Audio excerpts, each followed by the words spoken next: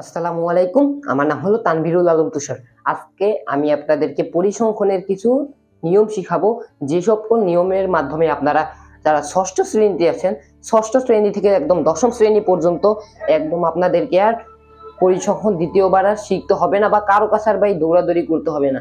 পরিসংখ্যান একটি সহজ সাবজেক্ট, কিন্তু সমস্যা হলো কি ভাই, পরিসংখ্যানের যে সকল সূত্র আছে এটা যদি আমরা কিছুদিন করি আবার কিছুদিন পর আবার ভুলে যাই সেটা।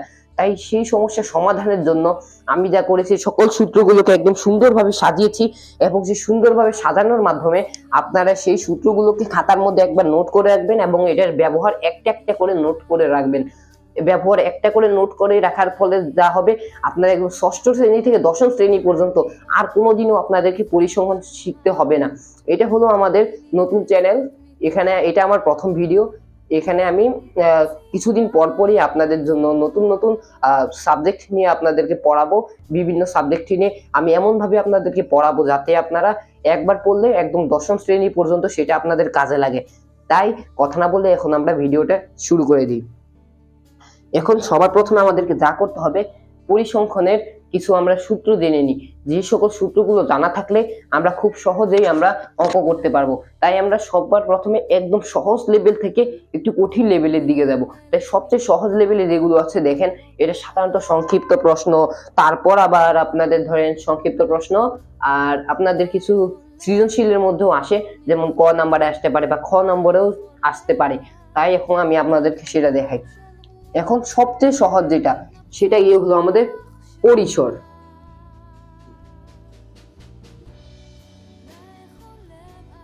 পরিসর নির্ণয় করা ভাই আপনারা সবাই কম বেশি অনেক জানেন, এবং পরিসর খুবই গুরুত্বপূর্ণ একটা জিনিস। এই অঙ্কটা যদি জানা থাকে তবে আপনার সংক্ষিপ্তর মধ্যে খুবই কমন একটা অঙ্ক। শুধুমাত্র পরিসরের মাধ্যমে শুধুমাত্র পরিসর নির্ণয় করা যায় এমন না, সর্বোচ্চ সংখ্যা এবং সর্বনিম্ন সংখ্যাও এটার মাধ্যমে নির্ণয় করা যায়। যার ফলে এই পরিসরের মাধ্যমে আপনাদের কাছে মোট 3টা টাইপের অঙ্ক আসতে পারে সংক্ষিপ্তের মধ্যে, মানে মোট 3টা চান্স। এই 3টা চান্সের মধ্যে যে কোনো একটি চান্স চলে আসতে পারে। তাই এখন আমরা পরিসর সূত্রটা লিখে নিই, আপনারও খাতার মধ্যে নোট করে নিন।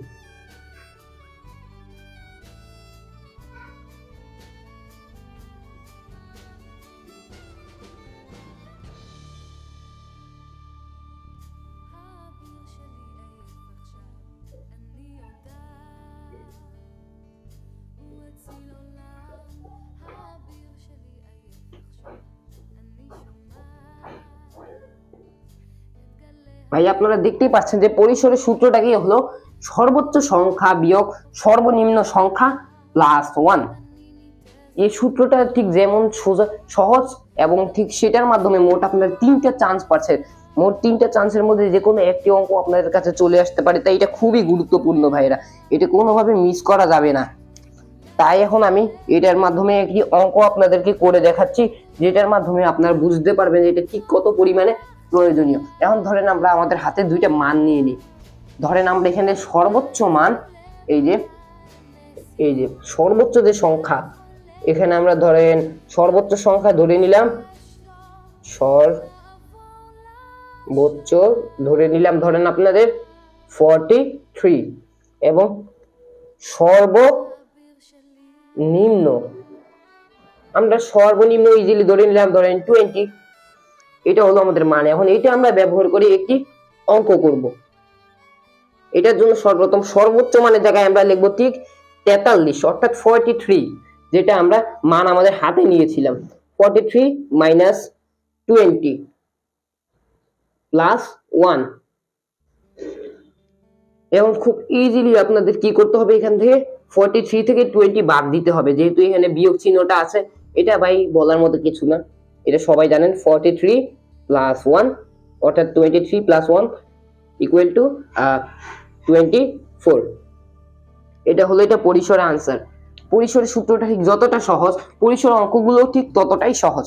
এখন আমরা এখানে জানা আছে সর্বোচ্চ সংখ্যা হলো 43, সর্বনিম্ন সংখ্যা হলো 20, এবং আমাদের পরিসর হলো 24। তবে আমরা এখানে পরিসর লিখে রেখে দিই 24, পরিসর 24।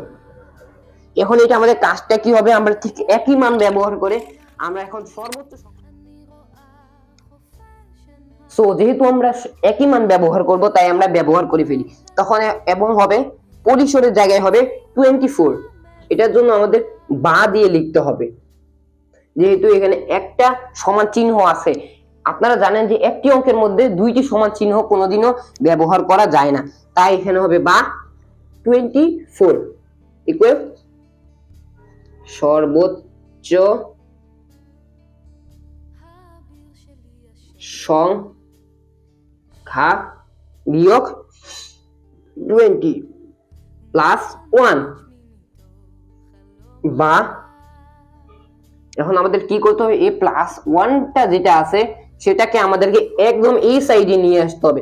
এবং আপনারা সবাই জানেন যে যদি কোনো সংখ্যাকে যদি তার জায়গাকে পরিবর্তন করা হয় তবে তার যে প্লাস বা মাইনাস থাকে বা গুণ ভাগ যা থাকে সেটার শেষটার পরিবর্তন হয়। তাই এটা যেহেতু প্লাসে আছে তাই সেটা অবশ্যই এখানে আসলে মাইনাস হয়ে যাবে। যদি আমরা 24 এর কাছে আনি তবে ঠিক দেখেন এমন হবে 24 মাইনাস 1 ইকুয়াল সর্বোচ্চ সংখ্যা বিয়োগ 20। এখন আমরা কি করব, আমরা জানি যে 24 থেকে আমরা যদি 1টা মাইনাস করি তবে ইজি 23 হয়ে যাবে, এটা আমরা জানি। এখন 23 হয়ে গেলে এখন আমরা এখানে যদি 23 লিখি, আপাতত এটা লিখে আমরা আরেকটা লাইন বাড়াবো না। আমরা জানি 23, আমরা সরাসরি কি করব, এই দুইটা জায়গা পরিবর্তন করব। যেহেতু আমাদের সর্বোচ্চ সংখ্যা নির্ণয় করতে হবে তাই আমাদের সর্বোচ্চ সংখ্যা অবশ্যই এই সাইডে থাকতে হবে এবং সেটার মান থাকতে হবে এই সাইডে।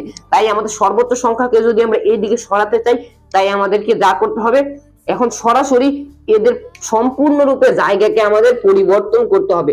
ঠিক এইটাকে আমরা এই সাইডে নিয়ে আসবো এবং এইটাকে এই সাইডে নিয়ে যাব, ঠিক এভাবে। আর আপনারা জানেন যে যদি কোনো সংখ্যা অর্থাৎ সমানের পরে যদি কোনো একটা এক সাইডকে যদি আমরা অন্য সাইডে নিয়ে যাই এবং এর বিপরীত সাইডকে যদি ওই সাইডে নিয়ে যাই তবে তার কোনো প্রকার প্লাস মাইনাসের পরিবর্তন হয় না। তাই এক্ষেত্রে কোনো প্রকার পরিবর্তন ছাড়াই আমরা সরাসরি এটাকে এখান থেকে এখানে স্থানান্তর করে দিলাম। সর্বোচ্চ সংখ্যা বিয়োগ 20 ইকুয়াল 24 মাইনাস 1 23 বা সর্বোচ্চ সংখ্যা ইকুয়াল, এই যে এখন আমরা কি করব, এই 20টাকে আমরা এইদিকে নিয়ে যাব, কারণ ভাই সর্বোচ্চ সংখ্যা তো এখানে আমাদের দেওয়া নেই আর আমাদের সর্বোচ্চ সংখ্যা নির্ণয় করতে হবে। আর যেহেতু সর্বোচ্চ সংখ্যা দেওয়া নেই তবে তো আমরা এটার সঙ্গে এটাকে মাইনাস করতে পারবো না।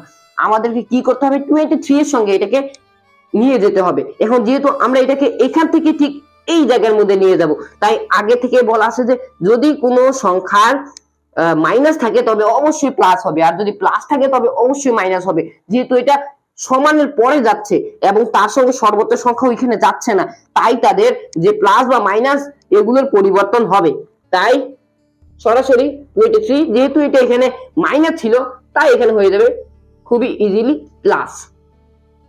এখন এখানে সুতরাং যেহেতু এটা আমাদের অঙ্কের শেষ, সর্বোচ্চ সংখ্যা আমরা এখানে যোগ করলেই নির্ণয় হয়ে যাবে, তাই এখানে আমরা সুতরাং দিলাম সর্বোচ্চ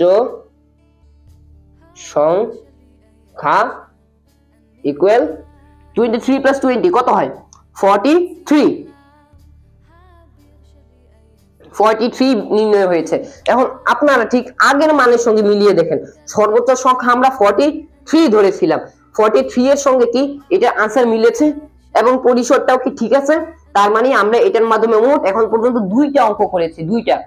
এবং সর্বশেষ আমাদের যেটা আছে এখন হলো সর্বনিম্ন সংখ্যা নির্ণয় করা। এই সর্বনিম্ন সংখ্যা নির্ণয় করার কাজ আমি আপনাদের হাতে দিচ্ছি। আপনার সর্বনিম্ন সংখ্যাটা বের করে নির্ণয় করে আপনারা দেখুন যে আপনারা ঠিক কতটুকু এখান থেকে শিখতে পেরেছেন এবং এক্সপার্ট হয়েছেন। এখান থেকে আপনারা দেখে তা বুঝতে পারবেন।